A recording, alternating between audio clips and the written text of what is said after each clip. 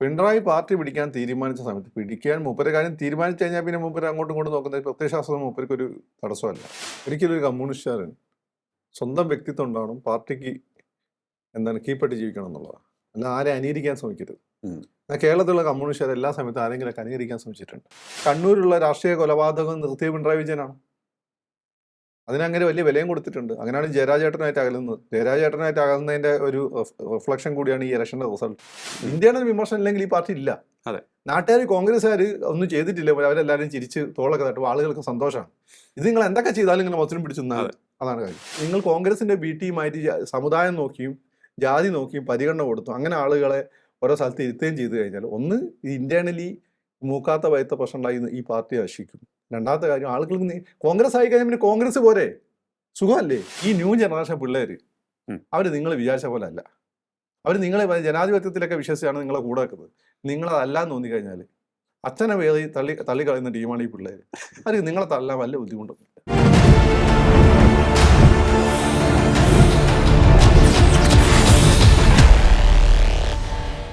നമസ്കാരം. ടോക്കിംഗ് പോയിന്റിലേക്ക് സ്വാഗതം. ഇക്കഴിഞ്ഞ നിയമസഭാ തെരഞ്ഞെടുപ്പിൽ ഇടതുപക്ഷത്തിനേറ്റ വലിയ തിരിച്ചടി വലിയ ചർച്ചയാവുകയായിരുന്നു. അതിനുശേഷം പിണറായി വിജയനെതിരെ CPM-ന്റെ ജില്ലാ കമ്മിറ്റികളിൽ രൂക്ഷ വിമർശനമുയർന്നു. ഇപ്പോൾ ചോദ്യമുയരുകയാണ്, പിണറായി വിജയൻ മാത്രമാണോ ഉത്തരവാദി? യൂദാസുമാർ കല്ലെറിയുകയാണോ? പരിശോധിക്കാൻ നമുക്ക് ഇന്ന് നമ്മോടൊപ്പം ചേരുകയാണ് രാഷ്ട്രീയ നിരീക്ഷകൻ ശ്രീ ഫക്രുദ്ദീൻ അലി. നമസ്കാരം. ടോക്കിംഗ് പോയിന്റിലേക്ക് സ്വാഗതം. 35 സീറ്റിലേക്ക് ഒതുങ്ങിയ ഇടതുപക്ഷത്തിൻ്റെ സ്ഥിതിയാണ്. എങ്കിലും ചർച്ചകളിലേക്കൊക്കെ തന്നെ വരുമ്പോൾ അവിടെ പിണറായി വിജയൻ എന്ന ഒരു ഉത്തരവാദിയെയാണ് നമുക്ക് മുന്നിലേക്ക് നിർത്തുന്നത് പലരും. ഒപ്പം തന്നെ നമുക്ക് കണ്ടുകൂടാത്തൊരു വസ്തുതയുമുണ്ട്. പിണറായി വിജയൻ വിരുദ്ധമായി പ്രവർത്തിച്ച ഒരു ഫാക്ടർ ഈ തെരഞ്ഞെടുപ്പിൽ ജനങ്ങൾക്കിടയിൽ ഉണ്ടായിരുന്നു എന്നുള്ളതും. പക്ഷേ അതിന് ഉത്തരവാദി അദ്ദേഹം മാത്രമാണോ എന്നുള്ളതാണ് ഏറ്റവും പ്രധാനപ്പെട്ട ചോദ്യം. എന്ത് തോന്നുന്നു? ഇല്ല, അത് പിണറായി മാത്രം നല്ല ഉത്തരവാദി. ഇപ്പം നമ്മൾ CPM-ന്റെ ജില്ലാ കമ്മിറ്റികൾ, ഏരിയ കമ്മിറ്റികൾ നടക്കുന്ന ജൂദാസുമാരുടെ സംസ്ഥാന സമ്മേളനമാണ്. ഇത്തരം കാലം അങ്ങേരെ തലയിൽ വെച്ച് കൊണ്ട് നടന്നിട്ട് അങ്ങേരെ തിരുത്തേണ്ട ചില സമയങ്ങളിൽ തിരുത്താതെ ആ വിജയേട്ടൻ ഇങ്ങനെയാണ് ഞങ്ങളെ പാർട്ടി എന്നൊക്കെ പറഞ്ഞുകൊണ്ട് നടന്നിട്ട് ഇപ്പം തോൽക്കുന്ന സമയത്ത് അങ്ങേരെ കല്ലെറിയാണ്. അതൊരു സത്യത്തിൽ പറയേണ്ട വേറൊരു വാക്കാണ്, ഞാനത് പറയുന്നില്ല. യഥാർത്ഥത്തിൽ നടന്നത് ഞങ്ങൾ പിണറായിയുടെ ആൾക്കാരാണ് എന്ന് പറഞ്ഞുകൊണ്ട് കീഴ്ഘടകങ്ങളിലൊക്കെ തന്നെ ബാക്കിയുള്ളവരെ അടിച്ചമർത്തുന്ന ഒരു കൂട്ടം പാർട്ടി പ്രാദേശിക നേതാക്കളെയല്ലേ നമുക്ക് കാണാൻ കഴിഞ്ഞിട്ടുള്ളത്. അതെ, ഇതിൻ്റെ ഒരു കാര്യം എന്ന് വെച്ചാൽ, ഒന്ന്, ഇപ്പം ആ പാർട്ടിയുടെ പല സ്ഥാനത്ത് ഇരിക്കുന്ന ആളുകൾ അവിടെ ഇരിക്കാൻ ശരിക്കും യോഗ്യരാണോ എന്നുള്ള ചോദ്യം അല്ല. അതായത് ഈ പാർട്ടിയുടെ ഏറ്റവും വലിയ സൗന്ദര്യം അതിശക്തമായിട്ടുള്ള ഇന്റേണൽ ഡെമോക്രസി ആയിരുന്നു. ഇവർ എപ്പോഴും പറയും കോൺഗ്രസ്സുകാർ വാതിൽ തുറന്നിട്ട് അടികൂടും, ഞങ്ങൾ വാതിൽ അടച്ചിട്ട് അടികൂടും. സത്യമായിരുന്നു. ഇവരുടെ ചർച്ച ലോകത്തുള്ള സകല കാര്യങ്ങൾ ഡിസ്കസ് ചെയ്യും, ലീഡർഷിപ്പിനെ ക്വസ്റ്റ്യൻ ചെയ്തിരുന്നു. കേരളത്തിലെ CPM-ന്റെ ഏറ്റവും വലിയ നേതാവ് EMS നമ്പൂതിരിപ്പാടാണ്. നമ്പൂതിരിപ്പാടിനെ ക്വസ്റ്റ്യൻ ചെയ്ത് മാത്രമല്ല സെൻസർ പോലും ഈ പാർട്ടി ചെയ്തിട്ടുണ്ട്. അത് ഇവരെ പോലെ ഗ്രൂപ്പ് കളിച്ചിട്ടൊന്നല്ല, അഭിപ്രായ വ്യത്യാസമാണ്. ഇവിടെ ഗ്രൂപ്പ് കളിച്ചിട്ട് പിണറായിനെയും BS-നെയൊക്കെ സെൻസർ ചെയ്തിട്ടുണ്ട്. അതേപോലെ അല്ലാതെ സെൻസർ ചെയ്തിട്ടുണ്ട്. എന്നാൽ BS-നെ സെൻസർ ചെയ്തതിന് ശേഷം ഇവിടെ ആരെയും സെൻസർ ചെയ്തിട്ട് ആകപ്പാടെ ഒരു പാവം P ജയരാജനെ ഉള്ളൂ. അത് ഇവരെ തന്നെ കൊണ്ടുവച്ചിട്ട് അങ്ങനെ വലിയ വീരനായ ചിത്രീകരിക്കുക ഇവർ തീരുമാനം എടുത്ത് KK രാഗേഷിന്റെ നേതൃത്വത്തിലുള്ള ജില്ലാ കമ്മിറ്റി പാട്ട് എഴുതി അവസാനം P ജയരാജൻ ഒരു ലാർജർ ദൻ ലൈഫ് ഫിഗറായി മാറും തോന്നിയ സമയത്ത് ഇവർക്ക് പേടിയായിട്ട് ഇവരുണ്ടായി സെൻസർ ചെയ്തു. അതല്ലാതെ പിന്നെ സെൻസർഷിപ്പ് ഈ പാർട്ടിയിൽ നടന്നിട്ടില്ല. അപ്പൊ ഒന്നാമത്തെ ചോദ്യം എന്ന് വെച്ചാൽ ഇപ്പൊ അവിടെ ഇരിക്കുന്ന പല ആളുകളും അതിന് യോഗ്യരാണോ എന്നുള്ള അല്ല. കറക്റ്റ്. അടി മുതൽ മുടി വരെ യോഗ്യരല്ല. പിന്നെ ഇവരെങ്ങനെ വന്നു? പിണറായി പാർട്ടി പിടിക്കാൻ തീരുമാനിച്ച സമയത്ത് പിടിക്കാൻ മൂപ്പര് കാര്യം തീരുമാനിച്ചു കഴിഞ്ഞാൽ പിന്നെ മൂപ്പര് അങ്ങോട്ടും ഇങ്ങോട്ടും നോക്കുന്നത് പ്രത്യയശാസ്ത്രം മൂപ്പർക്ക് ഒരു തടസ്സമല്ല. അല്ലെ പ്രത്യയശാസ്ത്രം ഒരുത്തനും ഒരു തടസ്സമല്ല. ഒരു കാര്യം തീരുമാനിച്ചു കഴിഞ്ഞാൽ രാഷ്ട്രീയക്കാരന് ഒക്കെ നമുക്ക് തോന്നുന്നതാണ്. പ്രത്യയശാസ്ത്രം കൊണ്ട് ഗുണം കിട്ടും തോന്നുമ്പോൾ അത് ഉപയോഗിക്കും. ഈ പാർട്ടിയെ പറ്റി നിങ്ങൾക്കൊന്നും അറിയില്ല എന്നൊക്കെ പറയും. പക്ഷേ പ്രത്യയശാസ്ത്രം ഒരു ഭാരമാവും തോന്നുമ്പോൾ തെങ്ങിന്റെ മോളാണോ വികസനം കൊണ്ടുവരേണ്ടതെന്നും ചോദിക്കും. അതൊക്കെ നമ്മളങ്ങനെ പ്രത്യയശാസ്ത്രം വെച്ചൊന്നും ഒരു രാഷ്ട്രീയക്കാരനെ അളക്കണ്ട. അങ്ങനെ കാലഘട്ടം ഇല്ല സത്യത്തിൽ, ഒരു പാർട്ടിയുടെ അടുത്തത്തിലും ഇല്ല. പക്ഷെ ഞാനൊന്ന് ചോദിച്ചോട്ടെ, ഈ ഘട്ടത്തിൽ ഫക്രുദ്ദീൻ പറഞ്ഞ ഒരു കാര്യമുണ്ട്, മുൻപ് നമ്മുടെ ചർച്ചയിലും പറഞ്ഞിട്ടുണ്ട്. ഒരു പിണറായിയെ സഹിക്കും, പക്ഷേ ബാക്കി എല്ലാവരും പിണറായി ആകാൻ ശ്രമിച്ചാൽ അത് തിരിച്ചടിയാകും. അതാണ് പാർട്ടിക്കേറ്റ വലിയ തിരിച്ചടി എന്നുള്ളത്. അതാണ് ഞാൻ എൻ്റെ ആദ്യത്തെ ചോദ്യത്തിലുണ്ടായിരുന്നത്. പിണറായിയെ അനുകരിക്കാൻ ശ്രമിച്ച് തനി നാടൻ ഭാഷയിൽ പറഞ്ഞാൽ ഗുണ്ടായുസത്തിലേക്ക് പോലും പോയ പ്രാദേശിക നേതാക്കൾ, താൻ പോരിമ, അത്തരത്തിലുള്ള കാര്യങ്ങളിലേക്കൊക്കെ തന്നെ പോയത് തന്നെയാണ് എനിക്ക് തോന്നുന്നു ഒരു പ്രധാനപ്പെട്ട ഘടകം. അപ്പോൾ ആൾക്കാരെന്താണ് കാണുന്നത്? പിണറായിയുടെ ആൾക്കാർ ചെയ്യുന്നു. നേരെ ആൾക്കാരുടെ ശ്രദ്ധയും അല്ലെങ്കിൽ ആൾക്കാരുടെ മനസ്സിൽ വരുന്ന ആ ഒരു ദുഷിപ്പും പോകുന്നത് പിണറായിക്ക് നേരെയാണ്. അല്ല, ഇതിൻ്റെ ഒരു കാര്യം എന്താണെന്ന് വെച്ചാൽ, ഒരിക്കലും ഒരു കമ്മ്യൂണിസ്റ്റുകാരൻ സ്വന്തം വ്യക്തിത്വം ഉണ്ടാവണം, പാർട്ടിക്ക് കീഴ്പ്പെട്ട് ജീവിക്കണം എന്നുള്ളതാണ്. അല്ല ആരെ അനുകരിക്കാൻ ശ്രമിക്കരുത്. എന്നാൽ കേരളത്തിലുള്ള കമ്മ്യൂണിസ്റ്റുകാർ എല്ലാ സമയത്തും ആരെങ്കിലും അനുകരിക്കാൻ ശ്രമിച്ചിട്ടുണ്ട്. അതിലേറ്റവും അവസാനം അവർ അനുകരിക്കാൻ ശ്രമിച്ചിട്ടുള്ളത് നായനാരെയാണ്. ഈ നായനാരുടെ കാലം തൊട്ടാണ് ഈ പ്രസംഗങ്ങൾ കമ്മ്യൂണിസ്റ്റ് എടോ നമ്മളങ്ങനെ ആണടോ, നമ്മളെ പാർട്ടി അങ്ങനെ ആണടോ എന്നൊക്കെ രീതിയിലുള്ള പ്രസംഗം വന്നു തുടങ്ങി. ഓക്കെ. അതിനുശേഷം പിന്നെ വി എസിന് അങ്ങനെ അനുകരിക്കാൻ പറ്റുന്ന പേഴ്സണാലിറ്റി അല്ല വി എസിന്റെ ഒരു നീട്ടിക്കോക്കുള്ള സംസ്കാരമൊക്കെ ആളുകൾക്ക് ചിരി ഉണ്ടാവും. അപ്പൊ വി എസിന് ആ രീതിയിൽ അനുകരിച്ചിട്ടില്ല. പിന്നെ വി എസിന് അനുകരിക്കാൻ പിണറായിയോട് സമ്മതിക്കില്ലായിരുന്നു. പിന്നെ വന്നത് മൂപ്പരാണ്. മൂപ്പര അനുകരണമായി, അടി തൊട്ട് മുടി വരെ മൂപ്പര. സത്യത്തിൽ പിണറായി ഗുണ്ടായുസത്തെ പ്രോത്സാഹിപ്പിച്ചിരുന്നു വെച്ചാൽ പാർട്ടി സെക്രട്ടറി ആയിരുന്ന സമയത്തും പാർട്ടി ലാഡറിൽ അദ്ദേഹം ഗേത് വരുന്ന സമയത്തൊക്കെ അദ്ദേഹം പ്രോത്സാഹിപ്പിച്ചിട്ടുണ്ട്. പക്ഷെ മുഖ്യമന്ത്രി ആയതിനു ശേഷം അദ്ദേഹം ഗുണ്ടായുസത്തിനെതിരായിരുന്നു.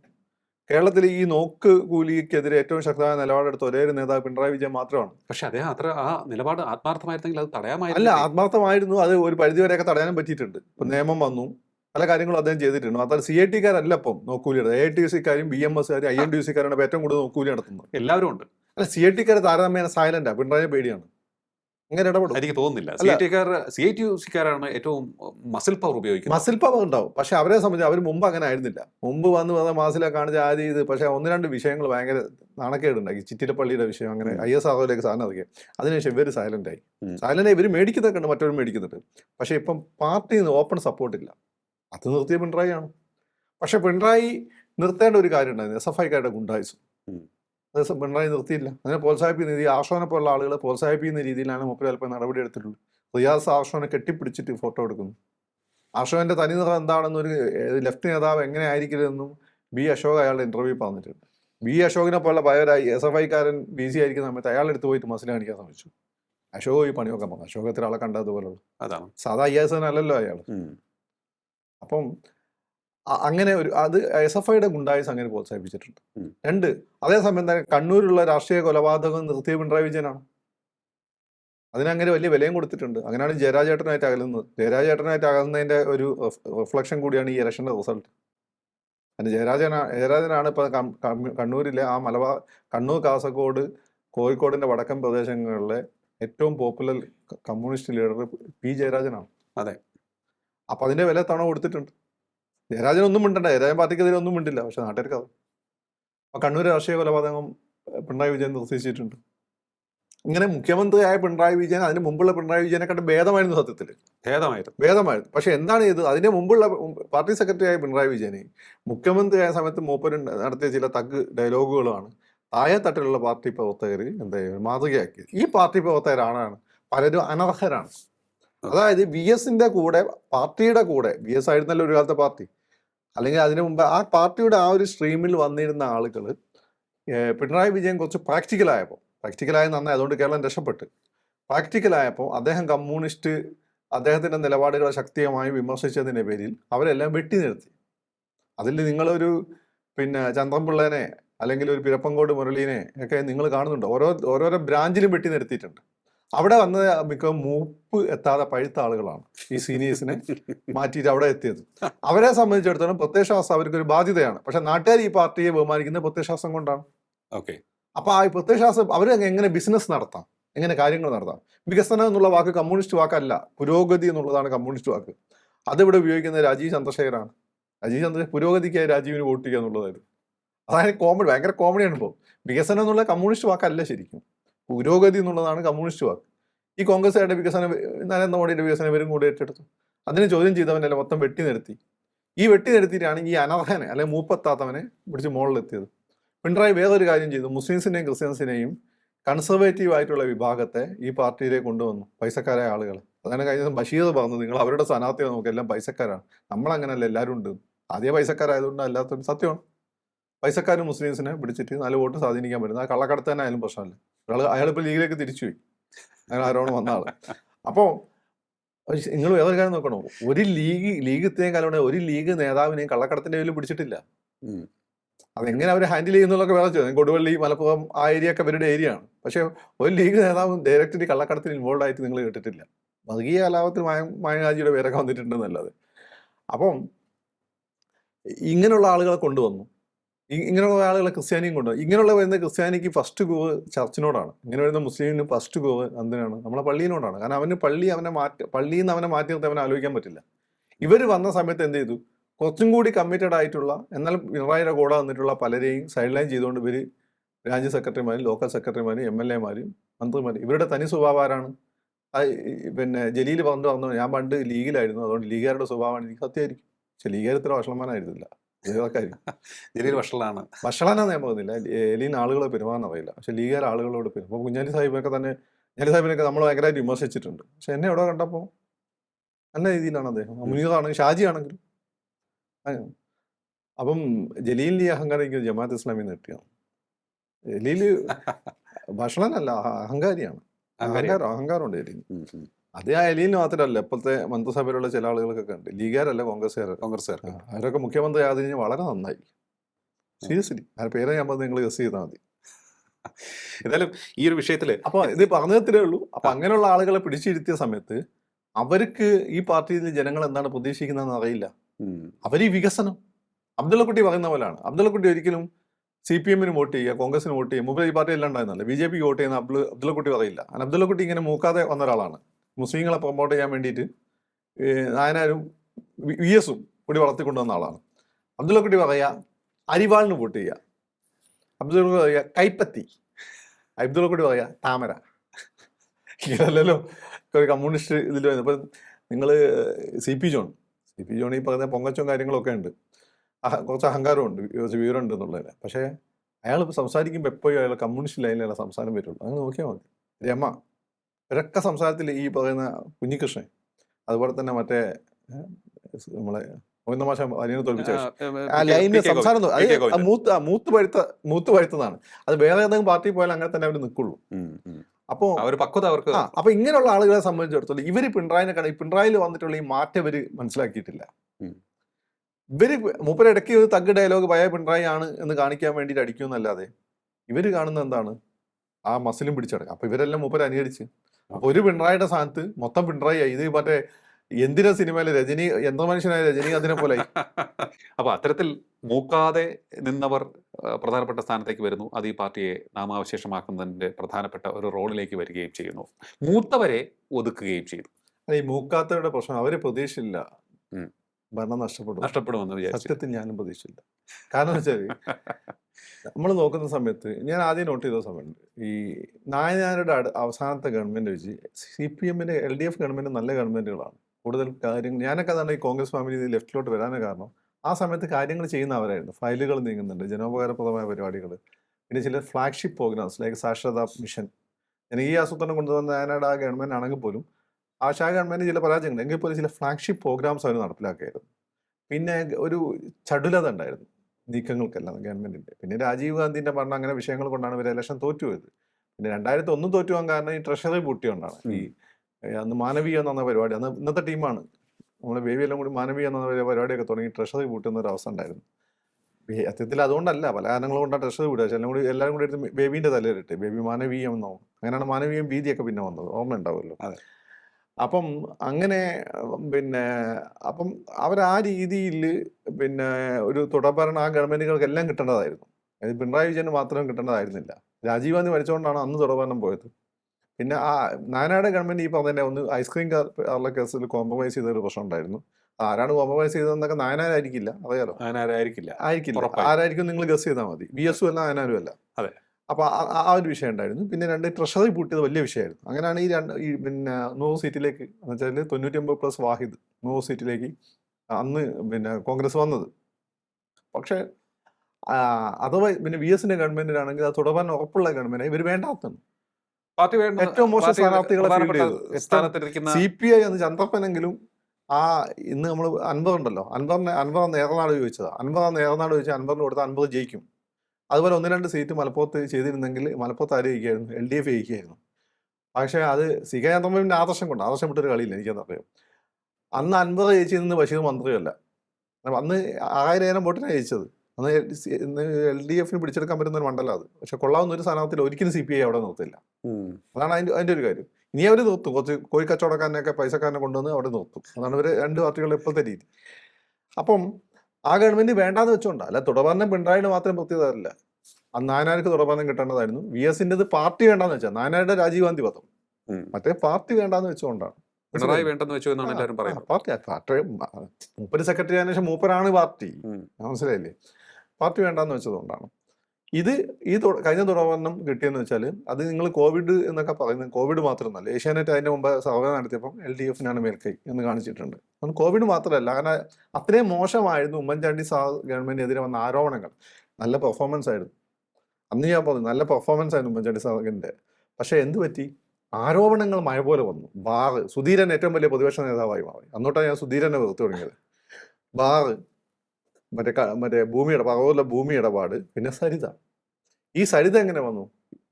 BS ഗവൺമെന്റിന്റെ സമയത്ത് കോടിയേരി ആഭ്യന്തര വകുപ്പ് മന്ത്രിയായിരുന്ന സമയത്താണ് സരിതേനെ ആദ്യത്തെ കേസിൽ ജാമ്യത്തിൽ വിടുന്നത്. അന്നോട്ടാണ് സരിത UDF-ലേക്ക് നൊഞ്ഞേറി. അതിന്റെ പിന്നിൽ വേഗം ഉണ്ടെന്നൊക്കെ നിങ്ങൾ ആലോചിച്ചാൽ മതി, എനിക്കറിയില്ല. ഏതായാലും 2 MLA-മാരുടെ മാത്രം പിന്തുണയുള്ള ആ ഗവൺമെന്റിനെ 5 വർഷം താങ്ങി നിർത്തിയ LDF-ആണ്. അതിനെ പിടിച്ച് താഴാക്കാൻ ഒരു സംബന്ധം, അതിന് VS-നെ മുഖ്യമന്ത്രിയാക്കേണ്ടി വരും. മാത്രമല്ല അതിന് നാകാനുള്ള സകല സാധനം ഇടുകയും ചെയ്തു. സരിത കേസ് വന്നു, ബാക്കി ബിജു രമേശൊക്കെ വെറുതെ ഒന്നും കാണാതെ മാണിസാറിനെ പോലെ ആളെ പിണക്കുമെന്ന് നിങ്ങൾക്ക് തോന്നുന്നുണ്ട്. ബിജു രമേശ് ആരാ മോനാണ്? രമേശൻ കോൺട്രാക്ടർ മോനാണ്. രമേശൻ കോൺട്രാക്ടർ ഏതായാലും ബുദ്ധിമാൻ ഞാൻ നിങ്ങളോട് പറഞ്ഞതിൻ്റെ ആവശ്യമുണ്ടോ? തിരുവനന്തപുരത്തുകാർക്ക് അറിയാം. ബിജു രമേശ് ഒന്നും കാണാതെ മാണിസാറിനെ പിണക്കുമോ? നിങ്ങൾ ഈ പുറത്ത് കാണുന്നതല്ല. അപ്പോൾ ഇതിങ്ങനെ നിരന്തരം വന്ന് ആ ഗവൺമെൻറ് ഇതിന് നെഗറ്റീവ് ഉണ്ടാക്കി. അവിടെയാണ് ഈ ഒന്നാമത്തെ പിണറായി ഗവൺമെൻറ് വരുന്നത്. പിണറായി വന്ന സമയത്ത് താഴെത്തട്ടിലുള്ള അഴിമതി കുറഞ്ഞു. പിന്നെ അതുവരെ എല്ലാം ഓപ്പണായ സ്ഥലത്ത് മീഡിയക്കാരെ നിലക്ക് നിർത്തി, എല്ലാം ഒരു ചിട്ട വന്നു. ആ ചിട്ടയ്ക്ക് കിട്ടിയിട്ടുള്ള അംഗീകാരമാണ്. ദിലീപിനെ അറസ്റ്റ് ചെയ്യുന്ന ആരും പ്രതീക്ഷിച്ചില്ല. ഇതുവരെ അങ്ങനെ കേസ് വന്നാൽ ഒരിക്കലും. ഇപ്പോൾ സൂര്യനെല്ലി കേസിൽ പല പ്രമുഖരും ഉണ്ടായിരുന്നു, പ്രമുഖരുടെ പേര് കേട്ടാണ്. പക്ഷെ എല്ലാവരും രക്ഷപ്പെട്ടു പോയി, ഒരു അറസ്റ്റും അവരെ നടന്നില്ല. ഇപ്പോൾ സ്റ്റീഫൻ നെറ്റാമ്പന്നുള്ള കോൺഗ്രസിൻ്റെ ജില്ലാ നേതാവ് മാത്രമാണ് ഏറ്റവും പോയത്. ദിലീപ് കേസിൻ്റെ അറസ്റ്റ് പിണറായിക്ക് ഭയങ്കര ബൂസ്റ്റായിരുന്നു, സ്ത്രീകളുടെ ഒരു വിശ്വാസം. അതേസമയം തന്നെ ഉമ്മൻചാണ്ടി സാറിൻ്റെ ഗവൺമെൻറ്റിനെതിരെ വന്ന ആരോപണങ്ങൾ വന്ന സമയത്ത് ഈ ഗവൺമെൻറ് ആദ്യത്തെ 4 വർഷം ഒന്നും വന്നിട്ടില്ല. പിന്നെ ഈ പറയുന്ന സ്പ്രിംഗ്ലറൊക്കെ വന്ന സമയത്ത് കോവിഡിൽ മൂപ്പര് മാനേജ് ചെയ്ത് മൂപ്പര് രക്ഷപ്പെട്ടു. അതാണ് ആ ഗവൺമെന്റിന്റെ തുടർഭരണം, അങ്ങനെയാണ് കിട്ടിയത്. ഇനി അങ്ങോട്ട് തുടർഭരണം ആയിരിക്കും ഈ പാർട്ടിക്കാരങ്ങ് വിശ്വസിച്ചു പോയി. ഇനി തിരുത്തേണ്ട ആവശ്യമില്ല. അപ്പൊ തുടർഭരണം മാത്രം വരുമ്പോൾ ആരെയും പിണറായി ചോദ്യം ചെയ്യപ്പെടാത്ത നേതാവാണ്. അപ്പം മൂപ്പരെ വിമർശിക്കരുത്. വിമർശിച്ചു കഴിഞ്ഞാൽ എന്ത് ചെയ്യും? ആ മുകളിലെത്തും. അപ്പൊ അവന് കുറച്ച് പ്രത്യയശാസ്ത്രമുള്ളതാണ് എന്നുള്ളത് കൊണ്ട് അവനെ മാറ്റി നിർത്തും. അത് നിങ്ങൾ നോക്കിയാൽ മതി. വിമർശിച്ചവരെല്ലാം ഒതുക്കി, എല്ലാവരും ഒതുക്കി. ഇനി നാട്ടുകാർക്ക് തീരെ മനസ്സിലാകാത്ത രീതിയിൽ പ്രത്യയശാസ്ത്രം പറയുന്ന 1-2 പേരാണ് ബുദ്ധിജീവികളായിട്ടുള്ള. ബേബീനെ മാറ്റി നിർത്തിക്കുക. അത് തോമസ് ഐസക് ആണെങ്കിലും സ്വരാജ് ആണെങ്കിലും ഗോവിന്ദമാഷ് ആണെങ്കിലും പാർട്ടിക്കാർക്ക് ഭയങ്കര കയ്യടിയായിരിക്കും. പക്ഷേ പാർട്ടിക്കാരെ വോട്ടുകൊണ്ട് ജയിക്കില്ലല്ലോ. ബാക്കിയുള്ളവർക്ക് ശരിയാ വരിക, പുച്ഛവും തോന്നും. ഇതാണ് സംഭവിക്കുന്നത്. സ്വരാജ് പത്രസമ്മേളനം പാർട്ടിക്കാർ ഭയങ്കരമായിട്ട് കാണും, മറ്റുള്ളവരെന്ത് ചെയ്യും? അഹങ്കാരം എന്ന് പറയും. ഇതാണ് പ്രശ്നം കിടക്കുന്നത്. ഇവിടെയാണ് ഷംസീറിനെ പോലുള്ള ആളുടെ പ്രസക്തി. ഷംസീർ ഞാനൊക്കെ പറയുന്ന പോലെ ഈ തലശ്ശേരി ഭാഷയിൽ പറഞ്ഞിട്ട് ആളുകൾ ഒന്നിടക്ക് ചിരിക്കുകയൊക്കെ ചെയ്ത് ആളുകൾ വെറുപ്പിക്കില്ല. ഇതല്ല ഞാൻ പറഞ്ഞത്. സ്വരാജിൻ്റെ ഒരു പ്രശ്നം വെച്ചാൽ സ്വരാജ് പത്തനംതിട്ട നായരാണ്. പത്തനംതിട്ട നായരുടെ എല്ലാ ഭവ്യതയും എല്ലാം സ്വരാജിനുണ്ട്. എന്നാൽ സ്വരാജ് വളർന്നത് എവിടെയാണ്? മലബാറിൽ തന്നെ ഏറ്റവും വോളട്ടൈലായിട്ടുള്ള കുഞ്ഞാലീനെ വെടിവെച്ച് കൊന്നിട്ടുള്ള നിലമ്പൂരാണ്. അപ്പോൾ അവിടെയുള്ള ആ വയലൻസും എല്ലാം സ്വരാജിൻ്റെ ഉള്ളിലുണ്ട്. എന്നാൽ ചിരികൊണ്ട് വയലൻസ് സ്വരാജ് നിർത്തും. ഈ സൗമ്യതേൻ്റെ ഉള്ളിൽ ഈ വയലൻസ് സ്വരാജിൻ്റെ ടോക്ക് കയറി വരും. ഇത് ആദ്യം കേൾക്കുമ്പോൾ ഈ അച്ചടി ഭാഷയൊക്കെ നിങ്ങൾക്ക് ഇഷ്ടപ്പെടും. കുറച്ച് കഴിയുമ്പോൾ നിങ്ങൾക്ക് ഇതിനോടൊരു പുച്ഛം വരും. ഇതാണ് ഇപ്പം സംഭവിച്ചിട്ടുള്ളത്. അപ്പോൾ ഗോവിന്ദൻ മാഷ മാറ്റി സ്വരാജിനെ കൊണ്ടുവരണം ചിലർ പറയുന്നുണ്ട്. അബദ്ധമായിരിക്കും. കാരണം ഗോവിന്ദൻ മാഷക്ക് താഴെ തട്ടിലുള്ള നല്ല പിടുത്തമുണ്ട്. മാഷ പ്രശ്നം എന്ന് വെച്ചാൽ മാഷ് ശുദ്ധന് നല്ല മനുഷ്യനാണ്. മാഷ് ബേസിക്കലി എനിക്ക് പേഴ്സണലി അറിയാവുന്ന ശുദ്ധനാണ്. ഒരു കാര്യം ഏറ്റെടുത്താൽ നടത്തും. പാവപ്പെട്ടവൻ്റെ വിഷമങ്ങൾ അറിയാം. പലരെയും ലിഫ്റ്റ് ചെയ്ത് കൊണ്ടുവന്നിട്ടുണ്ട്. ഞാൻ മനസ്സിലായി ചിന്താ ജോബിനൊക്കെ അദ്ദേഹം ലിഫ്റ്റ് ചെയ്തുകൊണ്ടാണ്. ചിന്താ ജോബിനെ അല്ലാതെ ലിഫ്റ്റ് ചെയ്ത് അതുകൊണ്ട് എന്താ ചിന്താ ജോബിനെ അദ്ദേഹം ലിഫ്റ്റ് ചെയ്ത് കൊണ്ടുവന്ന് എന്തുകൊണ്ടാണ് അറിയുമോ? ഈ പാർട്ടിയിൽ കൊള്ളാവുന്ന പിള്ളേർ വരില്ലായിരുന്നു. അതായത് ചിന്തേൻ്റെ ഒരു കാര്യം അക്കാദമിക്കലി നിങ്ങളിപ്പോൾ ഇപ്പം ചിന്തേനെ പറ്റി ചിന്തയ്ക്ക് മൂക്കാത്ത വായിക്കുന്ന പ്രശ്നമുണ്ട്. പതുക്കെ എന്ന് കൊണ്ടുവരേണ്ടിയിരുന്നത്. പെട്ടെന്ന് സിന്ധു ജോയിയൊക്കെ പോയപ്പോൾ ചിന്തയ്ക്കൊരു എന്ത് കിട്ടി? പെട്ടെന്ന് ലിഫ്റ്റ് കിട്ടി. അവിടെ ചിന്തയ്ക്ക് പറ്റുമേ. ചിന്ത വളരെ നന്നായി പഠിക്കുന്ന അവർക്ക് അങ്ങനെ ഞാൻ മനസ്സിൽ വലിയ രാഷ്ട്രീയമൊന്നും ഇല്ലായിരുന്നു. ലിങ്ഡോ കമ്മീഷൻ വന്ന സമയത്ത് ഈ സപ്ലി ഉള്ള ആളുകൾക്കൊന്നും മത്സരിക്കാൻ പറ്റില്ല, ഏജ് ലിമിറ്റും വന്നു. അന്നപ്പോൾ എന്ത് ചെയ്തു എന്ന് വെച്ചാൽ ഈ സപ്ലി ഒന്നും ഇല്ലാത്ത മിടുക്കരായ പിള്ളേരെ കൊണ്ടുവരണം. അങ്ങനെ കൊല്ലം ഫാത്തിമ കോളേജ് ചിന്ത പഠിക്കുന്നത്, അങ്ങനെ ഞാൻ കേട്ടിട്ടുള്ളത്. മാത്രമല്ല പ്രത്യേകിച്ച് ഒരു ഇടതുപക്ഷ ഇതുള്ള കുടുംബമാണ്. അവളെ അച്ഛനൊക്കെ അത്യാവശ്യം നല്ല പേരുള്ള മാഷായിരുന്നു. അപ്പം ലിങ്ഡോ കമ്മീഷൻ വന്ന സമയത്ത് ചിന്ത സ്വാഭാവികം അതിൻ്റെ അവിടുത്തെ സഭേൻ്റെ യൂണിയനിലേക്ക് വരുന്നു. അപ്പം മാത്രമല്ല ചിന്തയ്ക്ക് വേറെ ആർക്കും ഇല്ലാത്ത ചില ക്വാളിറ്റീസ് ഉണ്ട്. അവള് മറ്റേ അലക്സാണ്ടറിന്റെ പേരിലുള്ള മനോരമ ബാലജന സഖ്യത്തിന്റെ സ്വന്തം ആളാണ് അവള്. ഉമ്മൻചാണ്ടി സാഹും ബാലജന സഖ്യത്തിലൂടെ വന്നത്. ഈ ബാലജന സഖ്യത്തിന് നടത്തി ഈ അലക്സാണ്ടർ പ്രസംഗ മത്സരത്തിൽ നിരന്തരം ചാമ്പ്യനായിരുന്നു അവള്. മനസ്സിലായില്ലേ? നിങ്ങൾ ഇന്ന് കാണുന്ന ചിന്ത അല്ല അന്നത്തെ ചിന്ത. ഗോവിന്ദമാഷ് വളർത്തി വീണ്ട ചിന്ത എന്ന് വെച്ചാല് കൊല്ലത്ത് ഏറ്റവും ബ്രില്യൻ്റ് ആയിട്ടുള്ള സ്റ്റുഡൻ്റ് ആയിരുന്നു. ഈ പ്രസംഗ മത്സര വേദികളിൽ നമ്പർ 1 ആയിരുന്നു. നിങ്ങൾ ചിരിക്കുന്നതല്ല. ഇന്നിപ്പോൾ നിങ്ങൾ ജിമിക്കി കമ്മലും പിന്നെ ക്യൂബയിൽ പോയിട്ട് വീഞ്ഞു കുടിച്ചതൊക്കെ ആയിട്ട് ബന്ധപ്പെട്ട് ഇത് തമാശയായിട്ട് പറയും. പക്ഷെ അതല്ല, ആയിരുന്നില്ല അന്നത്തെ ചിന്ത. അങ്ങനെയുള്ള ആളുകളാണ് ഗോവിന്ദമാഷ് വളർത്തിക്കൊണ്ടുവരാൻ ശ്രമിച്ചത്. അത് ഗോവിന്ദമാഷ് ഏറ്റൊന്നല്ല, അങ്ങനെ ബ്രില്യൻ്റ് ആയ ആളെ ഞാനും വളർത്തിക്കൊണ്ടുവരും. നിങ്ങൾ കാണുന്നത് എന്താണ്? ഈ പാർട്ടിയിൽ ഒന്നെങ്കിൽ പാർട്ടിക്കാരുടെ മക്കള്, അതല്ലെങ്കിൽ ഒരു ആളാകാൻ വേണ്ടി വരുന്ന കുറെ പയ്യന്മാര്, വലിയ ബോധമൊന്നും ഉണ്ടാവില്ല. അങ്ങനെ അക്കൂട്ടത്തിലാണ് നല്ല ബ്രില്യൻ്റ് ആയിട്ടുള്ള ഒരു കൊച്ച്. ആ ഡിഗ്രി പഠിക്കുമ്പോൾ ചിന്ത നല്ല ബ്രില്യൻ്റ് തന്നെയാണ്. അതിമാവാத കോളേജ് നിങ്ങൾ അന്വേഷിച്ചാൽ മനസ്സിലാവും. പിന്നെ മൂക്കാത്ത വായിത്തതിന്റെ പ്രശ്നമാണ് ഇപ്പം കാണുന്നത്. അതെങ്ങനെ വന്നത് വെച്ചാൽ ഗോവിന്ദമാഷ് അന്ന് ഇവളുണ്ടല്ലോ, സിന്ധു ജോയി ഉണ്ടല്ലോ. അപ്പൊ സിന്ധു ജോയിയുടെ അണ്ടറിൽ പതുക്കെ ഈ കൊച്ചു വന്നു കഴിഞ്ഞാൽ അത് ശരിക്കും മൂത്ത് തന്നെ വരികയായിരുന്നു. ഇതെന്താ സംഭവിച്ചതെന്ന് വെച്ചാല് ഈ സിന്ധു അങ്ങ് പോയപ്പോ പെട്ടെന്ന് ലിഫ്റ്റ് ആയിപ്പോയി. അതെ. അപ്പൊ ചിന്തന്റെ സുഹൃത്ത്. അപ്പൊ ഞാൻ ആദ്യം ചിന്തനോട് പറയാറുണ്ട്, ശ്രദ്ധിക്കണം, ഇത് കമ്മ്യൂണിസ്റ്റ് പാർട്ടിയാണ്. കാരണം ആ കോൺഗ്രസ് ബാലജന സഖ്യം രീതിയിൽ പോയി കഴിഞ്ഞാൽ പെട്ടെന്ന് ഈ പാർട്ടിന്റെ സാഹചര്യം മനസ്സിലാക്കാൻ പറ്റിയെന്ന് വരില്ല. അതുകൊണ്ട് സ്ലോലി ആൻഡ് സ്റ്റഡിലി വേണം. അതിപ്പോൾ ചിന്ത വിചാരിച്ചാൽ പറ്റും. ഓരോ സ്ഥാനത്ത് പെട്ടെന്ന് പാർട്ടി കൊടുത്തു. പിന്നെ അതിൻ്റെ ഇടയ്ക്ക് എന്തോ എനിക്കതിൽ എത്രത്തോളം ശരിയാണ്. ഏതൊരു പാർട്ടി സമ്മേളനത്തിൽ ആലപ്പുഴ വി എസിനെ പറ്റി ഭയങ്കര മോശം അറ്റാക്ക് ചെയ്ത് പ്രസംഗിച്ചു. ഈ അറ്റാക്ക് ചെയ്ത് പ്രസംഗിച്ചുകൊണ്ടാണ് ഈ പെട്ടെന്ന് സാധനങ്ങൾ കിട്ടിയെന്നുള്ള വന്നു. അതുകൊണ്ട് പാർട്ടിയിലുള്ളിൽ തന്നെ വി എസിനെ സ്നേഹിക്കുന്ന ഒരുപാട് ആളുകളുണ്ട്. പാർട്ടിയിൽ ഇപ്പോഴും നിങ്ങൾ എടുത്തു നോക്കിയാൽ സത്യസന്ധമായി വോട്ട് ചെയ്യാൻ നിങ്ങൾ പാർട്ടി അനുഭാവികളോടും പാർട്ടി മെമ്പർമാരോടും നിങ്ങൾ ചോദിച്ചാൽ വി എസ് തന്നെയാണോ ഒന്നാമത് വരിക. അതെ, മനസ്സിലായല്ലോ? മറ്റേ പേടിച്ചിട്ട് നിന്നാണ്. അപ്പൊ അവരൊക്കെ ചിന്ത വെറുക്കപ്പെട്ടവളായി. അതാണ് ചിന്തയ്ക്ക് പറ്റിയത്. അല്ല ചിന്ത മോശക്കാരി ആയതുകൊണ്ടൊന്നല്ല. നെറ്റ് കിട്ടുക എന്നുള്ള അത്ര എളുപ്പമൊന്നല്ല. എന്തെങ്കിലും നെറ്റ് പ്ലസ് JRF ഉണ്ട്. പിന്നെ ഈ അതൊക്കെ എല്ലാവരും ചോദിക്കുന്നത് ഇപ്പൊ എങ്ങനെയാണ് കിട്ടിയതെന്നാണ് എല്ലാവരും ചോദിക്കുന്നത്. അതെങ്ങനെ ഒരു നെറ്റ് പ്ലസ് JRF രണ്ട് ആ കുട്ടിക്ക് നല്ല മാർക്സോട് കൂടിയാണ് പാസ്സായിട്ടുള്ളത്. പിന്നെ രണ്ടാമത്തെ കാര്യം എന്ന് വെച്ചാൽ ഈ അലക്സാണ്ടറുടെ മനോരമ എന്തിന്റെ പോഷണലായിട്ടല്ലേ അവരെ മത്സരങ്ങൾ നടത്തുള്ളൂ. അല്ലെങ്കിൽ ചിന്തയ്ക്ക് നിരന്തരം അലക്സാണ്ടറിന്റെ എനിക്ക് കിട്ടിയിട്ടില്ലല്ലോ. അങ്ങനെ നിങ്ങളിപ്പോ ഒരാളെ അങ്ങനെ ഇമേജിന്റെ ഞാൻ പറഞ്ഞ ഗോവിന്ദമാഷ് അങ്ങനെ ചില ഗുണങ്ങളുണ്ട്. അപ്പം പക്ഷെ ഗോവിന്ദമാഷ് പ്രശ്നം എന്ന് വെച്ചാൽ ഗോവിന്ദമാഷ് എവിടെയോ ഒരു EMSന്റെ അസ്ക്യത വന്നു. EMSന്റെ അസ്ക്യത വന്നെങ്കിൽ സ്വന്തം ഭാര്യ അവിടെ മത്സരിപ്പിക്കണമെന്ന് പറയുമായിരുന്നോ? അല്ല, EMSന്റെ മോൻ മത്സരിച്ചിട്ടില്ലേ? അല്ലേ, മോനെ ഇലക്ഷൻ മത്സരം തോറ്റതാ. എന്താ അല്ല, അതിന്റെ പ്രോബ്ലത്തിലേക്ക് കിടക്കുന്നുള്ളൂ. ഈ പറയുന്നതിന്റെ മാതിരി ശ്രീകൃഷ്ണപുരത്താന്ന് തോന്നുന്നു EMSന്റെ മോൻ മത്സരിച്ചത്, തോറ്റു. ഇദ്ദേഹത്തിന്റെ ഭാര്യ ഇദ്ദേഹത്തെക്കാട്ടും ഈ CPM-നോട് പ്രത്യയശാസ്ത്ര ബോധവും കമ്മിറ്റ്മെന്റ് ഉള്ള ലേഡിയാണ്. അക്കാര്യത്തൊന്നും ഒരു സംശയമില്ല. ചില അഹങ്കാരങ്ങൾ അല്ല, എന്താ സംഭവിച്ചതെന്ന് വെച്ചാല് അവരെ പറ്റി നമ്മൾ ആദ്യം കേട്ട് റോങ് ആയിട്ടുള്ള ഒരു കാര്യമായിട്ട് ബന്ധപ്പെട്ട, അതായത് പാർത്തന്റെ ആത്മഹത്യയായിട്ട് ബന്ധപ്പെട്ടാണ്. അതോടുകൂടി അന്ന് നമ്മളെ മനസ്സിൽ അവരെ പറ്റി സാജന്റെ ഒരു നെഗറ്റീവ് സാധനം വന്നു. അന്നാ സാജന്റെ വിഷയത്തിൽ പാർട്ടിയുടെ മുതിർന്ന നേതാക്കൾ തന്നെയാണ് പറഞ്ഞത് അദ്ദേഹത്തെ സഹായിക്കണമെന്ന്. ആ ഒരു റെക്കമെൻഡേഷൻ അത് ആ പാർട്ടിയിലെ കണ്ണൂരിലുള്ള വിഭാഗീയതായിട്ട് ബന്ധപ്പെട്ട ചില പ്രശ്നങ്ങൾ അതിന് നടന്നു. ഞാൻ അങ്ങോട്ട് പോകുന്നില്ല ഇപ്പോൾ. അപ്പൊ അങ്ങനെ വന്നു. മാത്രമല്ല ഗോവിന്ദമാഷ് പാർട്ടി സെക്രട്ടറി ആയിരിക്കുകയും പെട്ടെന്ന് തന്നെ ഇവരെ വരികയും ചെയ്യും. അപ്പൊ EMS റെപ്രസെന്റ് ചെയ്ത മണ്ഡലത്തിലല്ല, അല്ലെങ്കിൽ EMS തൊട്ട് ശേഷമല്ല EMSന്റെ മാൻ മത്സരിക്കുന്നത്. പെട്ടെന്ന് അവർ വരികയും അവിടെ വേറെ ഒരാള് ഈ പറയുന്ന സുകന്യനെ പോലെ സഖാവ് ഉണ്ടായിരിക്കുകയും ചെയ്യുമ്പോഴാണ് ഈ പ്രശ്നം വന്നിട്ടുള്ളത്. അപ്പൊ എന്താ സംഭവിച്ചതെന്ന് വെച്ചാൽ അപ്പൊ ഗോവിന്ദമാഷ് എനിക്ക് തോന്നുന്നില്ല ഒരു മോശക്കാനായിട്ട് എനിക്ക് തോന്നുന്നില്ല. ഗോവിന്ദമാഷ് സത്യത്തിൽ കണ്ണൂരിലെ സമാധാനം കൊണ്ടുവരുന്ന വലിയ പങ്കുവഹിച്ചിട്ടുള്ള ആളാണ് ഗോവിന്ദമാഷ്. ഇവിടെ സംഭവം എന്ന് വെച്ചാൽ പാർട്ടിയുടെ ഒരു 10 വർഷം 20 വർഷം കൊണ്ട് ഉണ്ടാക്കിയെടുത്ത മിഷണറി മൂക്കാത്ത വഴുത്തതാണ്. അവിടെ എതിർ ശബ്ദങ്ങളില്ല, പേടിയാണ്. ഇപ്പം നിങ്ങൾ എതിർ ശബ്ദങ്ങൾ വന്നോട്ടെ എന്ന് പറഞ്ഞാൽ പോലും ആളുകൾ മിണ്ടില്ല. ഒന്നാ പറയാൻ ആർജവുള്ളവൻ കുറവാണ്. ഇനി ആർജവുള്ളവനും അധികം സംസാരിക്കില്ല, കാരണം അവൻ നോട്ടപ്പുള്ളിയാവും. TP ചന്ദ്രശേഖരനെ എത്ര വെട്ടുവെട്ടിയാ? അല്ല, TP ചന്ദ്രശേഖരനൊക്കെ വേറെ കാര്യം. TP ചന്ദ്രശേഖരൻ എന്തുകൊണ്ടാണ് ഈ പാർട്ടിയിൽ നിന്ന് പോയത്? അന്ന് ജനതാദളിന് അർഹതപ്പെട്ട ഏഴാമല പഞ്ചായത്തിലെ പഞ്ചായത്ത് പ്രസിഡന്റ് സ്ഥാനം കൊടുക്കലിന് മൂപ്പര് പറഞ്ഞു. ഇവരൊക്കെ basically TP ചന്ദ്രശേഖരനാണെങ്കിലും TP Chandrasekharan Madappally government കോളേജിലെ SFIയുടെ ഫാസിസത്തെ എതിർത്തിട്ടുണ്ടോ? ഇല്ലല്ലോ. സഖാബ് EMS നമ്പൂതിരിപ്പാട് യൂണിവേഴ്സിറ്റി കോളേജിൽ SFIന്റെ ഫാസിസ്റ്റ് എതിർത്തിട്ടുണ്ടോ? ഇല്ലല്ലോ.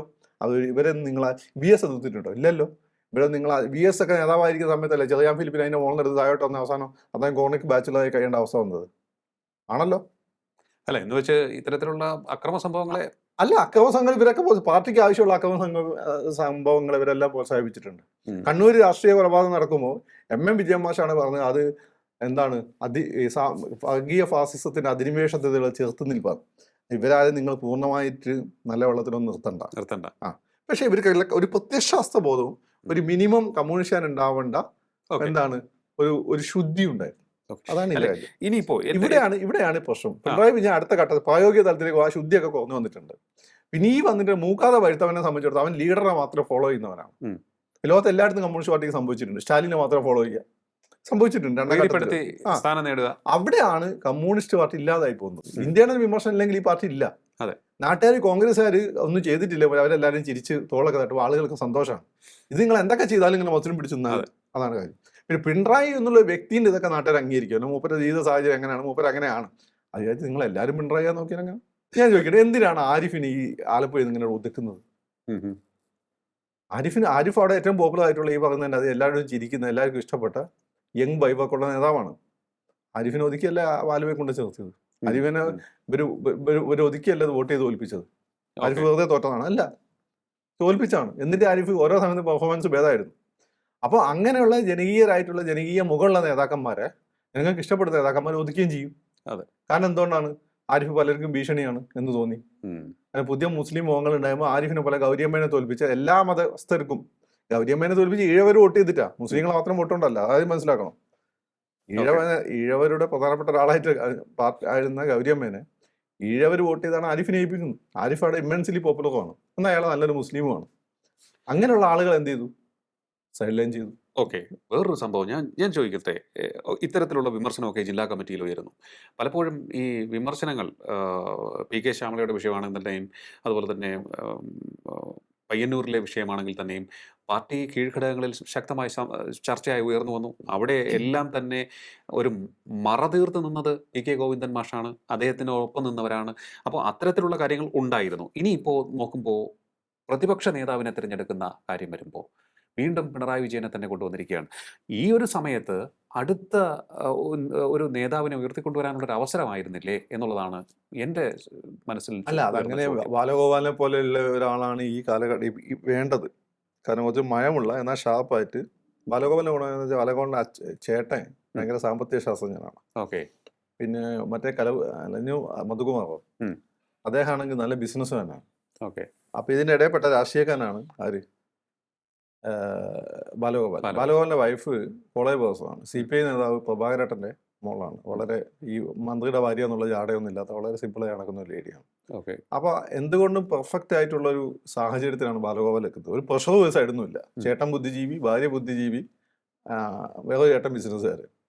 അപ്പം ബാലൻ അതേസമയം തന്നെ ബാലൻ പഴയ SFIയിലൊക്കെ വളരെ സജീവമായിട്ട് ഉണ്ടായിരുന്ന ആളും, അല്ലാതെ ഈ പറഞ്ഞ ഒരു വയലിൽ കയറി വന്ന ആളുമല്ല. ബാലൻ ഒരു സാമുദായിക സംഘടനയ്ക്കും ബാലിനും എതിരല്ല. അപ്പൊ ബാലിനെ പോലെ ആള് നന്നായി പെർഫോം ചെയ്യുകയും ചെയ്യും, ചിരിക്കാനും അറിയാം, തെക്കനുമാണ്. ബാലനായിരുന്നു ഒരു നാച്ചുറൽ ചോയ്സ്. പക്ഷെ അത് ചെയ്തില്ല എന്നുള്ളത്. പിന്നെ സഖാവ് പിണറായിനെ പോലുള്ള ഒരാള് ഈ അധികാരം ഈ കാര്യങ്ങളൊക്കെ ഉള്ള ആയുസ് കൂടി കിട്ടും. ഈ BS തന്നെ BS പെട്ടെന്ന് ഡൗൺ ആകാൻ പറയുന്ന വെച്ചാൽ പിന്നെ ആ ക്യാബിനറ്റ് പദവി പോയതോടുകൂടി BS പെട്ടെന്ന് ഡൗണേ. കരുണാകരൻ അറിയാലോ, അധികാരം പോയതോട് പെട്ടെന്ന് ഡൗണേ. പിണറായിനെ പോലെ ഒരാൾ ഇനിയും നമുക്ക് ആവശ്യമാണ്. അദ്ദേഹത്തിന് അനുഭവ പരിചയം, അദ്ദേഹത്തിന് ഇന്നലെ നടത്തിയ പോരാട്ടങ്ങൾ, പിന്നെ അദ്ദേഹത്തിന്റെ ചില രീതികൾ നമുക്ക് ഇഷ്ടപ്പെടും. അതൊന്നും പറഞ്ഞിട്ട് എത്രയോ കാലം അദ്ദേഹം ആ രീതിയിലാണ് മുന്നോട്ട് പോയത്. ഇത് ഈ കഴിഞ്ഞ ഇലക്ഷൻ വരെ അദ്ദേഹം സക്സസ്ഫുൾ ആയിരുന്നു. മാത്രമല്ല ഇനി അദ്ദേഹത്തിന് മനുഷ്യന് 150 വയസ്സ് വരെ കാഴ്ചയുണ്ടെങ്കിൽ ഇനിയും അദ്ദേഹം ബൗൺസ് ബാക്ക് ചെയ്യുകയും ചെയ്യും. അങ്ങനെ ഒരു അത്ഭുതമാണ് അങ്ങേര്. അപ്പം അദ്ദേഹത്തിന് ഈ ഒരു ക്യാബിനറ്റ് പദവി കിട്ടുമ്പോൾ കുറച്ചുകൂടി കാലം അദ്ദേഹം നമ്മുടെ കൂടെ ഉണ്ടാവും. അത് പാർട്ടിക്ക് ആവശ്യം. പിണറായി മാത്രം മതിയോ എന്നുള്ളതാണ്. അല്ല, എന്നോട് അല്ല, അദ്ദേഹത്തിന്റെ കൂടെ എനിക്ക് തോന്നുന്നു ബാലഗോപാലിനെ സെക്കൻഡ് ഞാൻ ചോദിച്ചോട്ടെ, അതായത് കഴിഞ്ഞ രണ്ടാം പിണറായി സർക്കാരിന്റെ കാലത്ത് പാർട്ടി നേരിട്ട ഒരു പാർട്ടിയുടെ പെർസ്പെക്റ്റീവിൽ നോക്കുകയാണ് എന്നുണ്ടെങ്കിൽ CPMന്റെ ഏറ്റവും വലിയൊരു പ്രശ്നം എന്ന് പറയുന്നത് പിണറായി മാത്രമായി പോയി. ആ ഒരു വലിയ ബിംബപൂജം പോലെ വന്നു, ആ ഒരു ആരാധന, ആ ഒരു ചോദ്യം ചെയ്യപ്പെടാനില്ലാത്ത. എങ്ങനെയാണ് ബിംബമാവുന്നത്? അല്ല, എങ്ങനെയാണ് EMS പോലും ഒരു ബിംബമായിരുന്നില്ല. എന്നാല് ചോദ്യം ചെയ്യാത്ത നേതാവായിരുന്നു, ഉള്ളിലെ ചോദ്യം ചെയ്യില്ല. ആ ബിംബമായെന്ന് വെച്ചാല് നിങ്ങൾ അദ്ദേഹത്തിന് ആശ്രിതനാണ്. നിങ്ങൾ ഈ സ്ഥാനത്ത് എത്തി, നിങ്ങൾ ഇതിന്റെ എപ്പോൾ ഇരിക്കുന്നതിന്റെ ഒരു 4 സ്റ്റെപ്പ് താഴെ ഇരിക്കേണ്ട ആളായിരുന്നു, 2 സ്റ്റെപ്പെങ്കിലും. അതായത് ഇപ്പൊ സംസ്ഥാന കമ്മിറ്റി ഇരിക്കുന്ന പല ആളുകൾ ഏരിയ കമ്മിറ്റി ഇരിക്കാൻ യോഗ്യന്മാരാണ്, അത്രേ യോഗ്യത ഉള്ളൂ. എങ്ങനെ നിങ്ങൾ എത്താൻ കാരണം ഇദ്ദേഹത്തിന്റെ എന്താണ് കൃപാകടാക്ഷം നിങ്ങൾക്ക് കിട്ടിയതുകൊണ്ടാണ്. അപ്പോ നിങ്ങൾ ആരാധിക്കുന്നത് പഠിച്ചോൻ കഴിഞ്ഞാൽ പിന്നെ അദ്ദേഹത്തെ ആയിരിക്കും. കമ്മ്യൂണിസ്റ്റുകാർക്കാണ് പഠിച്ചോനില്ല, അപ്പൊ പിണറായിനാണ് ആരാധിക്കുക. ഓക്കെ. പക്ഷെ അതേസമയം നാച്ചുറൽ ആയിട്ട് വന്ന ഒരാളെ സംബന്ധിച്ചിടത്തോളം അപ്പൊ അങ്ങനെ തെറ്റ് പിണറായിക്ക് പിണറായിയുടെ ഭക്തും ഉണ്ട്. അല്ല, പിണറായി എന്നത് പാർട്ടി പിടിക്കാൻ വേണ്ടി അന്ന് ഒരു ഔട്ട് ആൻഡ് ഔട്ട് യുദ്ധമായിരുന്നു, കേരളത്തെ രക്ഷപ്പെടുത്താനുള്ള യുദ്ധമായിരുന്നു ഈ കമ്മ്യൂണിസ്റ്റ് ഭൂതത്തിൽ നിന്ന്. അത് ഞാൻ യോജിക്കുന്നില്ല. ഞാൻ യോജിക്കുന്നു. ഈ കമ്മ്യൂണിസ്റ്റ് ഭൂതത്തിൽ നിന്ന് കേരളത്തെ എന്ത് വന്നാലും എതിർത്ത് ഒന്നും സംഭവിക്കാത്ത പരിപാടിയായിരുന്നു. പക്ഷെ വികസനം വേണ്ടായും പുരോഗതി മതിയായിരുന്നു. പക്ഷേ അതിൽ നിന്ന് രക്ഷപ്പെടുത്തിയത് ഈ പിണറായി വിജയനാണ്. അല്ല, SFIക്കാരെ മാത്രമേ മൂപ്പര് നന്നാക്കുക, ബാക്കി അംഗ വിഭജന സംഘടനകളൊക്കെ മൂപ്പര് ഒരു നന്നാക്കിയിട്ടുണ്ട്. SFIക്കാരെ മാത്രമേ മൂപ്പര് നന്നാക്കാതെ വെച്ചിട്ടുള്ളൂ. അപ്പം അല്ല, അതിപ്പോ നാട്ടുകാർ നന്നായിക്കൊണ്ടിരിക്കുന്നുണ്ട്. പല KSUക്കാർ ഒരു പണിയെടുക്കാതെ പല യൂണിയനും പിടിച്ചിട്ടുണ്ട്. യൂണിവേഴ്സിറ്റി കോളേജ് പിന്നെ ഒറ്റ പിള്ളേരല്ലേ ഉള്ളൂ, അതുകൊണ്ട് എതിരില്ലാതെ അല്ല, എല്ലാ വീട്ടിലും ഒരു പിള്ളേരേ ഉള്ളൂ. ഈ SFIക്കാര് പിന്നെ കൊല്ലാൻ വേണ്ടിയിട്ട് മക്കളാരും വിട്ടുകൊടുക്കില്ലല്ലോ. അങ്ങനെ അല്ലാതെ വലിയ ഭീഷണി ഇല്ലാത്ത സ്ഥലത്തൊക്കെ അപ്പം KSUക്കാരൻ ജയിച്ചു വന്നിട്ടുണ്ട് പല സ്ഥലത്തും, പ്രത്യേകിച്ച് പണിയൊന്നും എടുക്കാതെ തന്നെ. ഇപ്പൊ എന്റെ വളരെ ക്ലോസ് ആയിട്ടുള്ള ചില കുട്ടികളുണ്ട്, അവര് പുതിയൊരു കോളേജിൽ ചേർന്നപ്പോൾ അവരെ യൂണിയൻ പിടിച്ചെടുത്തു. എന്നാൽ അവിടെ വലിയ ഭീഷണി ഇല്ല. അപ്പൊ SFI നിൽക്കുന്നുണ്ടെങ്കിൽ പേടികൊണ്ടാണ്. പിന്നെ അവിടെ എതിർക്കാൻ പോകുന്ന ആപ്പാടെ ജമാഅത്തെ ഇസ്ലാമിക്കാരൻ മുജാഹിദുമാണ്. അപ്പൊ അവരെന്താ സംബന്ധിച്ചിരുന്നത്, അവർ ഈ പെണ്ണുങ്ങളെ ഉപയോഗിച്ചു, പെൺപിള്ളേരാണ് നേതാക്കന്മാർ, അവരെ തൊട്ട് കഴിഞ്ഞാൽ വിവരം അറിയും. മാത്രമല്ല ഈ പറഞ്ഞ ജമാഅത്തെ ഇസ്ലാമിക്കാരനെയും SDPക്കാരനൊക്കെ തൊട്ടാല് വേറെ പണി പാലും വെള്ളത്തിൽ കിട്ടും. പാലും വെള്ളത്തിലല്ല, അഭിമന്യുവിന്റെ കാര്യം നമുക്കറിയാം, അറിയാലോ. അപ്പൊ ആ പേടിയുണ്ട്. മാത്രമല്ല അത് അങ്ങനെ കുറ്റവാളികൾ സംരക്ഷിക്കപ്പെടുകയും ചെയ്തു. അതെനിക്കറിയില്ല. പിന്നെ അത് മാത്രമല്ല, ഇവരെ ഈ ജമാഅത്തെ ഇസ്ലാമി SDPI ഫണ്ട് ചെയ്യുന്ന ഗൾഫിൽ ഒരു വലിയ വിഭാഗമുണ്ട്, വലിയൊരു ടീമുണ്ട്. ഈ ഇവിടെ ഉള്ള ആളുകളെ പൈസ എവിടേക്കാണ് പാർക്ക് ചെയ്യുന്നത് നന്നായിട്ട് അറിയാം. അവരൊന്ന് വിചാരിച്ചാൽ അവിടെ ബിസിനസ് ഡള്ളാവും.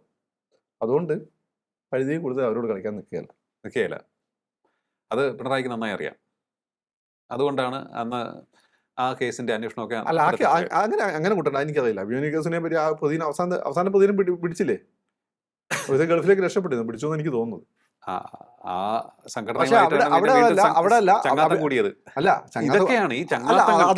അതൊരു വലിയ പ്രശ്നമായി. അപ്പൊ ജമാഅത്ത് ഇസ്ലാമിക്കാരൻ പോയി ഇവിടെ SDPI എനിക്ക് നന്നാക്കാൻ നോക്കി. നമ്മളെ കൂടെ നടന്ന് SDPI നന്നാക്കട്ടെ എന്നാണ് ആരും അത് ബാലം പറഞ്ഞത്. ലോകത്ത് എവിടെ കമ്മ്യൂണിസ്റ്റുകാരെയും മറ്റവന്റെ കൂടെ നടന്നിട്ടുണ്ടെങ്കിൽ കമ്മ്യൂണിസ്റ്റ് ഇല്ലാതായിട്ടുള്ളൂ. പ്രധാനമായിട്ട് ഗോർബച്ചേവിന്റെ സമയത്ത് റഷ്യയുമായിട്ട് സമാധാനപരമായ സഹവർത്തിത്വം എന്ന ഉടമ്പടി ഒപ്പുവെച്ചു. എന്ത് സംഭവിച്ചു? അവസാനം റഷ്യ ഇല്ലാതായി. ലോകത്ത് എവിടെ നിങ്ങൾ നോക്കിയാൽ മതി. ഈ മറ്റവനെ കൂട്ടുപിടിച്ച് അതുപോലെ ഇറാനിൽ ഇവർ ഒരുമിച്ച് ഷാക്കെതിരെ പ്രവർത്തിച്ചു, അമേരിക്കക്കെതിരെ. ഇറാനിൽ ഇവന്മാർ അധികാരത്തിൽ വന്ന ആദ്യം ഒരു കമ്മ്യൂണിസ്റ്റിനെ പിടിച്ച് തലവട്ടലയും പരിപാടിയായിരുന്നു. എന്നിട്ടിപ്പോ ഇറാന് വേണ്ടി അവിടെ അറിയാം. പിന്നെ ഈ മുസ്ലിങ്ങളെല്ലാവരും ഈ മതഭ്രാന്ത് പിടിച്ച് നടക്കുന്നവരാണ് നിങ്ങൾ തെറ്റിദ്ധരിക്കില്ല. മുസ്ലിംസിന് ഇപ്പം പതുക്കെ മനസ്സിലാക്കാൻ ഒരു ധാരണ എനിക്കില്ല. നിങ്ങൾക്കല്ല, നിങ്ങളോടല്ല, കമ്മ്യൂണിസ്റ്റുകാരോടാണ് പറഞ്ഞത്. മുസ്ലിം ലോകത്ത് ഏതെങ്കിലും മുസ്ലിം വിഷയം എടുത്തിട്ട് മൊത്തം മുസ്ലിങ്ങൾ അതിന്റെ പിന്നാലെ. നിങ്ങളെ കൂടെ ഈ തലയെ തൊപ്പിട്ട് നടക്കുന്ന കുറച്ച് പുരോഹിതന്മാർ, ഇതിനെ വിറ്റ് കാശാക്കുന്ന ചില ആളുകൾ നിങ്ങളെ കൂടെ ഉണ്ടാവും. മുസ്ലിം ജനസാമാന്യം അങ്ങനെയല്ല, അത് നോക്കിയും കണ്ടേ വോട്ട് ചെയ്യുള്ളൂ. ഇപ്പോൾ ഞാൻ പറയാറില്ലേ, ഇവിടെ ഇത്രയും കാലമായിട്ട് മുസ്ലിം ജനസാമാന്യം, ഇവിടെ ഹിന്ദുക്കൾ അവർക്ക് അറിയാത്തതാണോ? നിങ്ങൾ പറയുന്നത് വെച്ചാൽ ഈ ഹിന്ദുത്വവാദികൾ ഭയങ്കര പ്രശ്നക്കാരാണ്. ഹിന്ദുത്വവാദി എന്ന് പറയുമ്പോൾ അത് ഹിന്ദുവിലേക്ക് വരും. എന്നിട്ട് ഹിന്ദുക്കൾ മുസ്ലിങ്ങളുടെ ശത്രുവാണ് എന്ന രീതിയിൽ ചിത്രീകരിച്ചു. അവസാനം എന്താ സംഭവം? ഇപ്പൊ എന്താ സംഭവിച്ചിട്ടുള്ളത്? മുസ്ലിങ്ങൾ അത് തിരിച്ചറിയുന്നു എന്നുള്ളത്. ഇവന്മാർ നമ്മളെ പറ്റിക്കാണ്, ഇവന്മാർ നമ്മളെ ഒരു തരി മണ്ടന്മാരാക്കുകയാണ് എന്നുള്ള തോന്നൽ വന്നു. അതിന്റെ ഒരു എക്സാമ്പിൾ ഞാൻ പറഞ്ഞുതരാം. ഈ പറയുന്ന ആദിയ സോഫിയുടെ കാര്യത്തിൽ എഴുത്തിട്ട് തങ്ങള് പാർട്ടി സെക്രട്ടറി ആയിരിക്കും ലീഗിന്റെ മന്ത്രിമാർ ആദ്യമായിട്ട് തലയിൽ വരെ തൊപ്പിയിടാതെ സത്യപ്രതിജ്ഞ ചെയ്തു. ഈ ലീഗിന് അപ്രാമാദിത്യമുള്ള ഈ മന്ത്രിസഭ വന്ദേമാതരം ഫുള്ളി ഇരുന്ന് കേട്ടു. എന്താണ് അതിന്റെ അർത്ഥം? ഇവരുടെ ഈ സെക്കുലറിസ്റ്റുകൾ ഉണ്ടാക്കിയിട്ടുള്ള കപട മതേതര ബോധത്തിനപ്പുറം കേരളത്തിൽ പൊതുവെ ഉണ്ടായിരുന്ന മതസൗഹാർദ്ദത്തിന്റെ അന്തർധാര മുസ്ലിം ലീഗ് ഉൾപ്പെടെയുള്ള മുസ്ലിം ജനസാമാന്യം മനസ്സിലാക്കി എന്നുള്ളതാണ്. അതിൽ എനിക്ക് അഭിമാനമുണ്ട്. വലിയൊരു പരിധി വരെ ഞാനതിൽ പങ്കുവച്ചിട്ടുണ്ട്. അത് നിങ്ങൾക്ക് പറയാലോ. ഈ രണ്ടും തെറ്റിദ്ധാരണ മാറ്റുന്നില്ല. തീർച്ചയായിട്ടും അത് നമ്മുടെ ചർച്ചയിലുടനീളം ഫക്രുദ്ദീൻ എന്ന രാഷ്ട്രീയ നിരീക്ഷകന്റെ അഭിപ്രായം അത് ഞാൻ മാനിക്കുന്നു. ഏഷ്യാനെറ്റിലും പറഞ്ഞിട്ടുണ്ട്. അതെ, ഒട്ടുമിക്ക സ്ഥലങ്ങളിലും ആ അഭിപ്രായം പറയാൻ കാണിച്ച ആർജവത്തിന് ഞാൻ അഭിനന്ദനം. അല്ല, അതിന്റെ പുറത്ത് എനിക്ക് ഒരുപാട് സംഗീ അത് ഇതെന്നൊക്കെ കേട്ടിട്ടുണ്ട്. അതൊന്നും നമ്മൾ പക്ഷെ അങ്ങനെ പേടിപ്പിച്ച് നിർത്തിയായിരുന്നു ഇവർ മറ്റുള്ള. എനിക്ക് ആ പേടിയില്ലാത്തതുകൊണ്ട് എനിക്ക് പറയാൻ പറ്റി. ഓക്കെ, അല്ല, നമ്മൾ ഇനിയിപ്പോൾ CPM-ലേക്ക് വരുമ്പോൾ അവസാനം നമ്മൾ ഈ ചർച്ച വൈൻഡപ്പ് ചെയ്യുമ്പോൾ ഇനി എന്തായിരിക്കും CPM-ലേക്ക് വരേണ്ടത്? കാരണം ഇപ്പോൾ പറഞ്ഞ ഒരുപാട് പ്രശ്നങ്ങളുണ്ട്. ആ എല്ലാ പ്രശ്നങ്ങളെയും അതിജീവിച്ച് വന്നിട്ടുണ്ട്, ഒട്ടേറെ വെല്ലുവിളികളെ അതിജീവിച്ചിട്ടുണ്ട്. പക്ഷേ ഇത്തരത്തിൽ ഒരു ആശയപരമായിട്ടുള്ള ഒരു വെല്ലുവിളി, അതായത് ഈ മൂക്കാതെ പഴുത്തവരൊക്കെ തന്നെ കയറിയിരിക്കുകയാണ്. അല്ല, ഈ മൂക്കാതെ വാട്ട് ഈസ് ദ മൂക്കാതെ പരിഹാരം? അപ്പൊ നോ പരിഹാരം. ഈ മൂക്കാത്ത വായിക്കാത്തവരെ കൊണ്ടൊന്നും മുന്നോട്ട് പോകാൻ പറ്റില്ല. ഇവര് മാറ്റി നിർത്തി കൊള്ളാവുന്ന ആളുകൾ ഈ സമൂഹത്തെ അറിയുന്ന, വെറുതെ ലിപ് സർവീസ് അല്ല, അല്ലാതെ ഈ സമൂഹത്തെ അറിയുന്ന അവരെ ഒക്കെ തിരിച്ചു കൊണ്ടുവരാൻ പറ്റുമെങ്കിൽ തിരിച്ചു കൊണ്ടുവരണം. രണ്ടാമത്തെ കാര്യം എന്ന് വെച്ചാൽ, നിങ്ങൾ ഒരു കാര്യം മനസ്സിലായി, നിങ്ങളും ഞാനും ഒക്കെ പറയുള്ളൂ. ഞാൻ പറയില്ല CPM ഇനിയും കേരളത്തിന് ആവശ്യമുണ്ട്. കേരളത്തിന് ഒരുത്തനെയും ആവശ്യമില്ല. അതൊരു മാറ്റമുള്ള സമൂഹമാണ്. പണ്ട് തൊട്ടേ നമ്മൾ നിരന്തരം മാറ്റങ്ങൾ ഉൾക്കൊണ്ടുക. CPM തന്നെ, കോൺഗ്രസ് തന്നെ, BJP തന്നെ, മുസ്ലിം ലീഗ് തന്നെ ഒന്നും ആവശ്യമില്ല. പിന്നെ അതിൽ ഞാൻ മുസ്ലിം ലീഗ് തന്നെ പറയാം. മുസ്ലിം കമ്മ്യൂണിറ്റി ഒരു പ്രത്യേക സ്വഭാവമുള്ള ആളുകളായതുകൊണ്ട് ലീഗിനെ പോലുള്ള സാധനം അവിടെ ആവശ്യമുണ്ട്. വേറെ ഒരുത്തന്നെ ഇവിടെ ആവശ്യമില്ല. മുസ്ലിംസിൻ്റെ നമ്മൾ പെട്ടെന്ന് വേണമെങ്കിൽ എടുത്തു ചാടുന്ന സ്വഭാവം നമുക്കുണ്ട്. അത് കൺട്രോൾ ചെയ്യാൻ ലീഗിനെ പോലെ അതിൻ്റെ ഉള്ളിലുള്ള ഒരാൾ നമുക്ക് ആവശ്യമാണ്. വേറെ ഒരുത്തനും കേരളത്തിന് ആവശ്യമില്ല. നിങ്ങളെ മോനോട് ചോദിച്ചു നോക്ക്, അപ്പോൾ എന്ത് CPM എന്ത് കോൺഗ്രസ് എന്ന് നോക്കിയാൽ മതി. അതുകൊണ്ട് ഈ CPM കേരളത്തിന് ആവശ്യമാണ് എന്നുള്ള തോന്നൽ നമ്മളെപ്പോലെ ഒരു എബവ് 35 ഉള്ളവൻ്റെ ചിന്ത മാത്രമാണ്. പുതിയ പിള്ളേർക്ക് അങ്ങനെ ഒരു ചിന്തയില്ല. ആദ്യം ഒന്നാമത് മനസ്സിലാക്കുക, CPM കേരളത്തിന് ആവശ്യമില്ല. CPM കോൺഗ്രസിന് ആവശ്യമില്ല, കോൺഗ്രസിന് ആവശ്യമില്ല, BJP ആവശ്യമില്ല. അവർക്കാണ് തിരിച്ചാവശ്യം.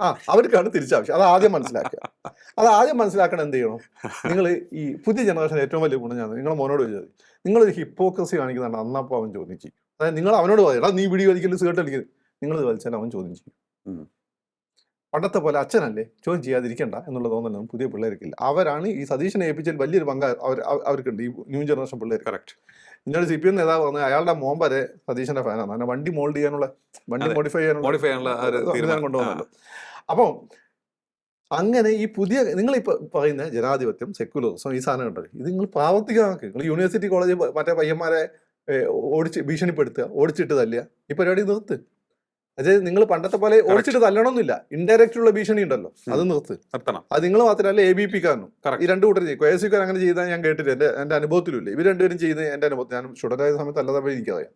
ഇത് നിർത്ത്. രണ്ട്, നിങ്ങളെ ഈ സഹാക്കളുടെ ഈ മസിൽ പിടിച്ചിട്ടുള്ള നോക്കുകൂലി മേടിക്കലും നിർബന്ധിച്ച് ദേശാഭിമാനി ഇടിപ്പിക്കുന്ന പരിപാടി ഉണ്ടല്ലോ, നിർത്ത്. അവർ വേണമെങ്കിൽ അവർ മേടിച്ചു.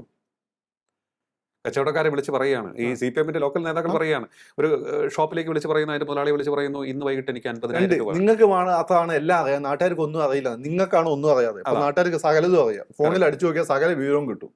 ഈ സാധനം ഈ ദ സീക്രട്ട് എന്താണ്, കോൺസ്പിറസി ബിഹൈൻഡ് ഇൻഫർമേഷൻ ടെക്നോളജി എന്ന പുസ്തകമുണ്ട്. ആ പുസ്തകത്ത് വായിച്ചാൽ മതി. കമ്മ്യൂണിസ്റ്റ് പറയുന്നത് വെച്ചാൽ ഈ സാധനം ഉണ്ടായിക്കൊണ്ടുവന്ന് കമ്മ്യൂണിസ്റ്റ് ആക്കാൻ വേണ്ടിയാണ്. കാരണം ഇത് എല്ലാം ട്രാൻസ്പെറന്റ് ആവുകയാണല്ലോ. സത്യമാണ്, അതാണ് ഇപ്പോൾ സംഭവിച്ചത്. നിങ്ങൾ ഒരു ഓട്ടോക്കാരനോട്, പിന്നെ ഒരു ഓട്ടോക്കാരൻ്റെ സൈഡിൽ നിന്ന് എത്രയാണ് മീറ്റർ ചാർജ് അന്നപ്പോൾ തന്നെ ആൻറ്റി അടിച്ചു നോക്കും, ഓട്ടോക്ക് എത്രയാണ് ചാർജ്, ഓൺലൈൻ അടിച്ചു എത്ര കിലോമീറ്റർ എത്രയാണ് ചാർജ്.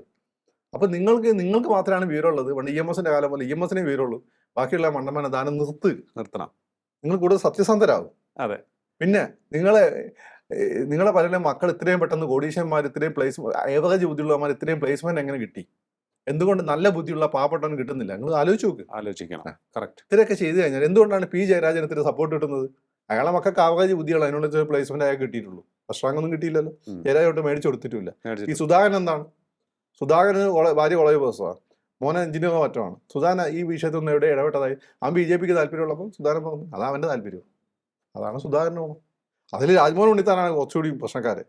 ഒരു മോന് BJPനോട് താല്പര്യമാണ്, മൂപ്പര് വരച്ച വരയിൽ നിർത്തിയ അതൊക്കെല്ലാം മാറ്റിപ്പിച്ച്. അപ്പോൾ ഭയങ്കര കോൺഗ്രസ് BJPക്കാരനല്ല. അപ്പം ഇവിടെ നിങ്ങൾ രണ്ടാമത് പറയുന്നുണ്ട് കോടിയേരി ആയിരുന്നു, വെറുതെയാണ് വിചാരിക്കുന്നത്. കോടിയേരി നല്ല മനുഷ്യനാണ്, സ്നേഹം ഉണ്ടായിരുന്നു. പക്ഷെ കോടിയേരിക്ക് ഭയങ്കര ചീത്തപ്പേര് അദ്ദേഹത്തിന്റെ മക്കൾ ഉണ്ടാക്കിയിട്ടുണ്ട്. അപ്പോൾ കോടിയേരി ആയിരുന്നു ഈ മക്കൾ തന്നെയല്ലേ ഭരിക്കുക. അപ്പൊ ഇപ്പം കോടിയേരി ഇല്ലാത്തതുകൊണ്ടും മക്കളുടെ പെർഫോമൻസ് കൂടുതൽ പുറത്ത് വരാത്തതുകൊണ്ടാണ് നിങ്ങൾ കോടിയേരിയെ ബിംബവൽക്കരിക്കുന്നത്. എനിക്ക് കോടിയേരി ഇഷ്ടമാണ്, നല്ല നേതാവുമായിരുന്നു.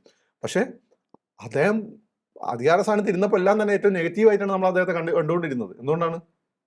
ഇങ്ങനെ ഒരു സംഭവം ഉണ്ടായിരുന്നു, ആണ് പ്രശ്നം. അതുകൊണ്ട് ഹിപ്പോക്രസിയുടെ കാലം കഴിഞ്ഞു. അതെ, ഹിപ്പോക്രസി ഇപ്പൊ ഞാൻ പറഞ്ഞത് ഇപ്പൊ കേരളത്തിൽ ഏറ്റവും കൂടുതൽ സപ്പോർട്ട് കിട്ടുന്ന ഒന്ന് VD സതീശനാണ്, ഒന്ന് രാജീവ് ചന്ദ്രശേഖരാണ്. എന്തുകൊണ്ടാണ്? ഇവർ രണ്ടുപേരും ഹിപ്പോക്രറ്റ്സ് അല്ല. കറക്റ്റ്. അതാണ്. ആ രീതിയിൽ ഒരു അഭിനയവും VD സതീശനും നടത്തുന്നില്ല, രാജീവ് നടത്തുന്നില്ല. മൂന്നാമത് സപ്പോർട്ടുള്ള ഒരാൾ സുരേഷ് ഗോപിയാണ്. സുരേഷ് ഗോപിന് ആളുകൾ അണ്ണൻ ചില ഡയലോഗ് അടിക്കുമ്പോൾ ഇയാൾ പക്ഷെ സത്യസന്ധനാണ്, പറയാനുള്ള അതാണ് സുരേഷ് ഗോപിക്ക് കിട്ടുന്നത്. അല്ലാണ്ട് സുരേഷ് ഗോപി മറ്റുള്ളവരെ കാശെടുത്തിട്ടല്ല മക്കളെ വിട്ടത്. സുരേഷ് ഗോപിയുടെ സ്വന്തം കെയർ ഓഫിലാണ്. മനസ്സിലായില്ലേ? അപ്പം അങ്ങനെ പലതും ഉണ്ട്. അപ്പം നിങ്ങൾ സത്യസന്ധരാവുക, അർഹിക്കുന്നവന് കൊടുക്കുക. അല്ലാതെ നിങ്ങൾ കോൺഗ്രസിന്റെ ബി ടീമായിട്ട് സമുദായം നോക്കിയും ജാതി നോക്കിയും പരിഗണന കൊടുത്തു അങ്ങനെ ആളുകളെ ഓരോ സ്ഥലത്ത് ഇരുത്തുകയും ചെയ്തു കഴിഞ്ഞാൽ ഒന്ന് ഇന്റേണലി മൂക്കാത്ത വയത്ത പ്രശ്നമുണ്ടായി ഈ പാർട്ടി നശിക്കും. രണ്ടാമത്തെ കാര്യം, ആളുകൾക്ക് കോൺഗ്രസ് ആയി കഴിഞ്ഞാൽ പിന്നെ കോൺഗ്രസ് പോരെ, സുഖമല്ലേ? നമ്മൾ വേണുഗോപാലിനെ അല്ലെ സതീശനെ പോയി കണ്ടാൽ നമ്മളെ കാര്യം നടക്കും. ഇതല്ലാതെ 10-25 സ്റ്റെപ്പ് കയറി പോകേണ്ട വല്ല ആവശ്യമുണ്ടോ? അടുത്തത്, നിങ്ങളെ തല്ലി പേടിപ്പിച്ച് നിർത്തുന്ന ആ കാലഘട്ടം കഴിഞ്ഞു. 4 ഭാഗത്തും ക്യാമറയാണ്. പിന്നെ ഈ ന്യൂ ജനറേഷൻ പിള്ളേർ അവർ നിങ്ങൾ വിചാരിച്ച പോലെ അല്ല. അവർ നിങ്ങളെ ജനാധിപത്യത്തിലൊക്കെ വിശ്വസിച്ചാണ് നിങ്ങളെ കൂടെ വെക്കുന്നത്. നിങ്ങളതല്ലാന്ന് തോന്നിക്കഴിഞ്ഞാൽ അച്ഛനെ വേറി തള്ളിക്കളയുന്ന ടീമാണ് ഈ പിള്ളേർ. അവർ നിങ്ങളെ തള്ളാൻ വല്ല ബുദ്ധിമുട്ടൊന്നുമില്ല. കറക്റ്റ്. തീർച്ചയായിട്ടും ഈ പറഞ്ഞ കാര്യങ്ങൾ അതുതന്നെയാണ് സാധാരണക്കാരായ ജനങ്ങൾക്ക് CPM നേതാക്കളോട് പറയാനുള്ളത്. സംഭവിച്ച പിഴവുകൾ അംഗീകരിക്കുക. നിങ്ങൾ തോറ്റുപോയി, നിങ്ങളെ ജനങ്ങൾ കൈവിട്ടു, അതിൻ്റെ കാരണങ്ങളാണ് ഇവിടെ നിരത്തി പറഞ്ഞത്. അത് ഒരിക്കൽ കൂടി പറയാൻ എനിക്ക് സാധ്യമല്ല, കാരണം സമയം ഏറെ വേണ്ടിവരും. പക്ഷേ തിരുത്തലിന് നിങ്ങൾ തയ്യാറായി കഴിഞ്ഞാൽ തിരിച്ചു വരവിന് സാധ്യതയുമുണ്ട്. കാരണം നിങ്ങൾക്ക് കേരളത്തെ വേണം, കേരളത്തിന് നിങ്ങളെ കൂടാതെ മുന്നോട്ട് പോകാൻ സാധിക്കും എന്ന് നിങ്ങൾ ഇനിയെങ്കിലും തിരിച്ചറിയുക. ഇപ്പോഴും VD സതീശൻ വന്നാൽ ഇനിയിപ്പോൾ കാണാം, 6 മാസം കഴിയുമ്പോൾ കാണാം എന്ന് പറഞ്ഞിരിക്കാതെ സ്വന്തം കാലിലെ മുറിവ് ഉണക്കാൻ ശ്രമിക്കുക. എവിടെയാണ് കുഴപ്പമെന്ന് കണ്ടെത്തി പരിഹരിക്കാൻ ശ്രമിക്കുക. ഇതിന്റെ ഒരു പ്രശ്നം ഈ ഇടതുപക്ഷം എന്ന് പറയുന്നത് സാമൂഹ്യമായ സുരക്ഷിതത്വം, സാമൂഹ്യമായ നന്മയ്ക്ക് വേണ്ടി നിൽക്കുന്ന, നന്മ എന്ന് പറഞ്ഞാൽ ഒരു ഭൂഷപതാണ്, അല്ലെ സാമൂഹ്യമായ വളർച്ച, സാമൂഹ്യ നീതിക്ക് വേണ്ടി നിൽക്കുന്നതാണ്. അപ്പോൾ അവിടെയാണ് നിങ്ങൾ പറയുന്നത് ഈ KSRTC ഇങ്ങനെ ഓൾറെഡി കൂടുതൽ നഷ്ടത്തിലാവും. പൊതുമേഖല നിങ്ങൾ നിലനിർത്തുന്നതാണ് സമൂഹത്തിന്റെ അത് ആവശ്യമായതുകൊണ്ട്, സേവനത്തിന് വേണ്ടി, ലാഭത്തിന് നഷ്ടത്തിന് വേണ്ടിയല്ല.